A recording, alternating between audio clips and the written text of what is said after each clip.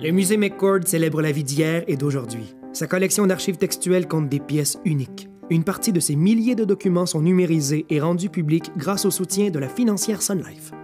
3 matins par semaine, Muriel Mayou se rend à l'infirmerie des Sœurs de Sainte-Anne pour y faire du bénévolat. Elle le fait parce que c'est important pour elle d'aider les personnes souffrantes.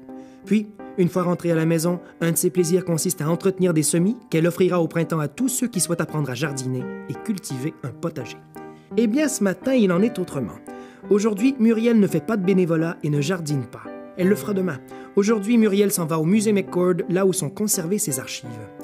Née le 10 août 1942, Muriel Mayou grandit à Ville-Saint-Pierre, entourée de sa famille.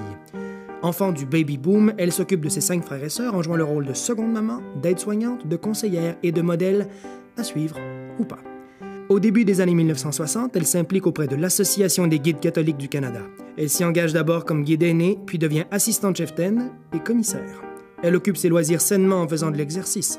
Les jeunes filles sous sa supervision apprennent quant à elle à développer leurs qualités personnelles, leur sens civique ainsi que leurs aptitudes physiques. Son nom de totem, lynx apprivoisé, la représente bien. Elle cultive alors un goût particulier pour les soupers gastronomiques sur feu de bois, l'observation des étoiles et des aurores boréales, la préparation des spectacles, les jeux en équipe et les chants autour du feu de camp. En revanche, elle n'aime pas les longues marches, les moustiques, les journées pluvieuses et devoir dormir la nuit sur une paillasse. Son diplôme en poche, elle exerce la profession d'infirmière dans plusieurs institutions du milieu médical québécois, dont l'Hôpital Saint-Luc et l'Hôpital psychiatrique Saint-Jean-de-Dieu.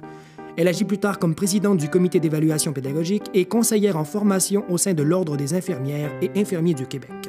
Puis participe à l'implantation du système 911 et du service Info-Santé de Montréal.